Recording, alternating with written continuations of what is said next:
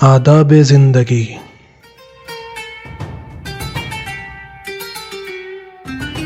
آداب خانہ داری، سفر کے احکام، لباس کے آداب اور بھی دیگر آداب جاننے کے لیے دیکھیے تہذیب الاسلام۔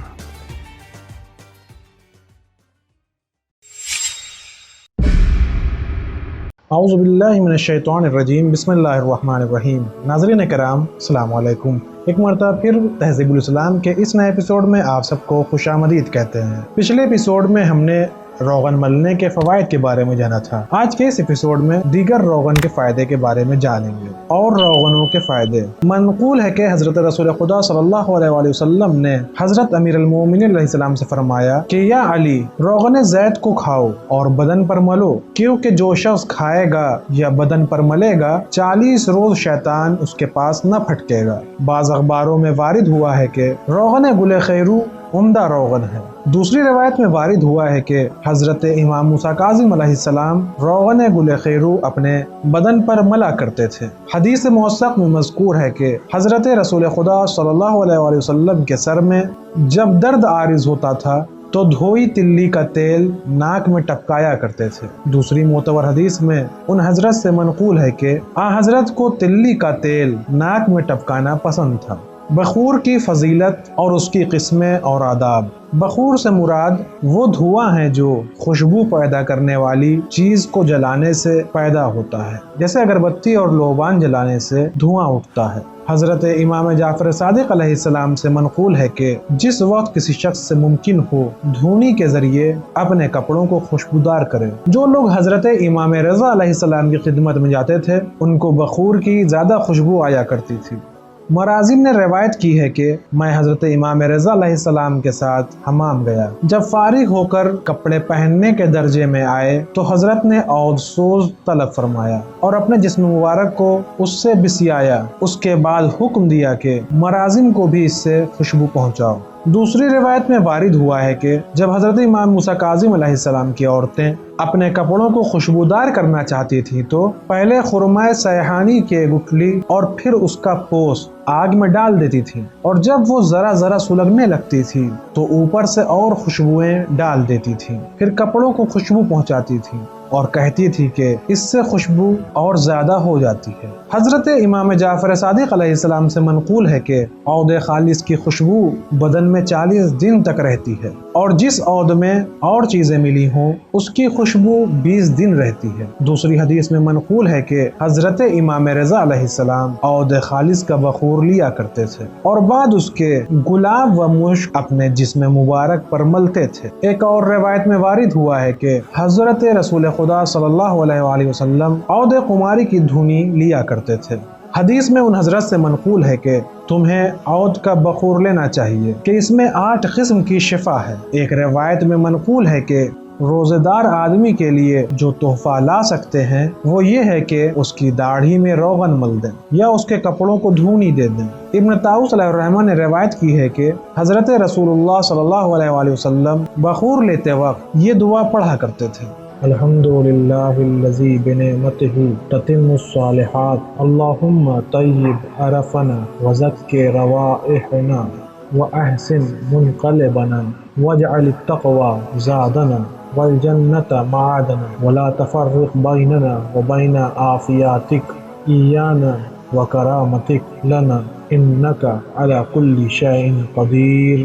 سب تعریف اس کے لیے ہے جس کی نعمتیں تمام خوبیوں کا خاتمہ ہے۔ یا اللہ، ہماری خوشبو کو نیک اور پاکیزہ کر اور ہمارے مقام بازگشت کو بہتر کر، تقوی ہمارا توشہ ہو اور جنت ہماری بازگشت، اور تیری عافیت و عنایت ہر دم ہمارے ساتھ رہے، بالتحقیق تو ہر شے پر قادر ہے۔ یہ بھی فرمایا ہے دوسری روایت میں کہ بخور کے وقت یہ دعا پڑھنا چاہیے: الحمدللہ رب العالمین، اللہم متعنی بما رزقتنی ولا تسلبنی ما خولتنی واجعل ذلك رحمة لی ولا تجعله وبالا علی، اللہم طیب ذکری بین خلقک کما طیب بشری وسوادی بفضل نعمتک عندی۔ یا اللہ جو کچھ تو نے مجھے عنایت فرمایا ہے اس کا مجھے نفع دے، اور جو دے چکا ہے اس کو نہ چھین، وہ میرے لیے رحمت ہو جائے، وبال نہ ہو۔ یا اللہ تیری مخلوق میں میری یادگار ویسی ہی خوبی کے ساتھ رہے جیسی خوبی سے تو نے میرا چہرہ مہرہ بنایا ہے، اور جیسی نعمتیں تو نے مجھے اپنے فضل و کرم سے عطا فرمائی ہے۔ گلاب کے پھول اور گلاب کے عرق اور دیگر پھولوں کی فضیلت۔ حضرت رسول خدا صلی اللہ علیہ وآلہ وسلم سے منقول ہے کہ گلاب سے منہ دھویا جائے تو چہرے کی رونق زیادہ ہوتی ہے اور پریشانی دور ہوتی ہے۔ دوسری حدیث میں فرمایا کہ جو شخص صبح کو گلاب کو منہ پر مل لے تمام دن بدحالی و پریشانی سے محفوظ رہے گا۔ مناسب ہے کہ جس وقت گلاب منہ پر ملے خدا کی تعریف کرے اور محمد و آل محمد پر درود بھیجے۔ حضرت امام جعفر صادق علیہ السلام سے منقول ہے کہ جو شخص رمضان المبارک کی پہلی تاریخ ایک چلو گلاب منہ پر ڈالے گا خوف اور پریشانی سے نجات پائے گا، اور جو اسی دن ایک چلو گلاب منہ پر ڈالے گا تو اس سال مرض سرسام و ذات الجم سے محفوظ رہے گا۔ بسند معتبر حضرت امیر المومنین علیہ السلام سے منقول ہے کہ حضرت رسول خدا صلی اللہ علیہ وآلہ وسلم نے مٹھی بھر گل سرخ مجھے عطا فرمایا، اور جب میں سونگھنے کے ارادے سے ناک کے قریب لے گیا تو ارشاد فرمایا کہ بہشت کے پھولوں میں سے مورد کے پھولوں کے بعد یہ سب سے بہتر ہے۔ دوسری حدیث میں حضرت رسول خدا صلی اللہ علیہ وآلہ وسلم سے منقول ہے کہ جب مجھے آسمان پر لے گئے تو میرے پسینے کے چند قطرے زمین پر ٹپکے، ان سے گل سرخ پیدا ہوا، پھر وہ پھول سمندر میں جا پڑا۔ مچھلی نے چاہا کہ وہ اسے اڑا لے اور غموس نے چاہا کہ وہ اٹھا لے۔ چونکہ دونوں میں جھگڑا تھا، خدا تعالیٰ نے فیصلہ کرنے کے لیے ایک فرشتے کو بھیجا۔ اس فرشتے نے آدھا پھول مچھلی کو دے دیا اور آدھا غموس کو۔ یہی سبب ہے کہ ہر پھول کی جڑ میں جو 5 سبز پتیاں ہوتی ہیں ان میں سے 2 تو مچھلی کی دم کی شکل کی ہوتی ہے جن میں ہر طرف پر لگے ہوتے ہیں، اور 2 غموس کے دم کی شکل کی جس کی دم باریک ہوتی ہے اور اس کے کسی طرف پر نہیں ہوتے، اور ایک پتی ایسی کہ اس کے ایک طرف پر ہوتا ہے اور دوسری طرف کچھ نہیں ہوتا، یعنی آدھی مچھلی کی دم کی شکل کی ہوتی ہے اور آدھی غموس کی دم کی طرح۔ غموس ایک آبی جانور ہے جس کا سر چوڑا اور دم پتلی اور لمبی ہوتی ہے۔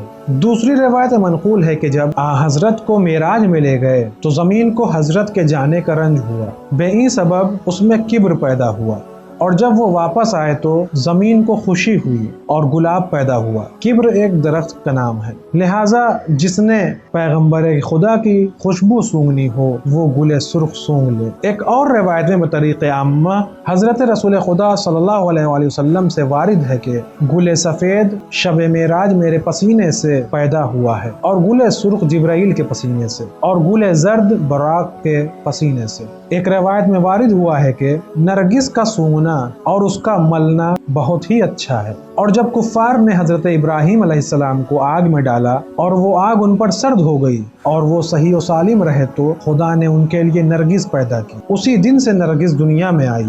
حضرت امام موسیٰ کاظم علیہ السلام سے منقول ہے کہ حضرت رسول خدا صلی اللہ علیہ وسلم نے فرمایا گل دونا بہت اچھا پھول ہے، عرش کے نیچے پیدا ہوتا ہے اور اس کا پانی آنکھ کی دوا ہے۔ دوسری روایت منقول ہے کہ گل دونا کو بہت سونگھو کہ اس سے قوت شامہ بڑھتی ہے۔ حضرت امام جعفر صادق علیہ السلام سے منقول ہے کہ پھول کی 21 قسمیں ہیں، ان سب میں بہتر اور برتر گل مورد ہے۔ آج کے اس ایپیسوڈ میں بس اتنا ہی، انشاءاللہ اگلے ایپیسوڈ میں پھر ملاقات ہوگی، تب تک کے لیے شکریہ، خدا حافظ۔ سدرة منتهى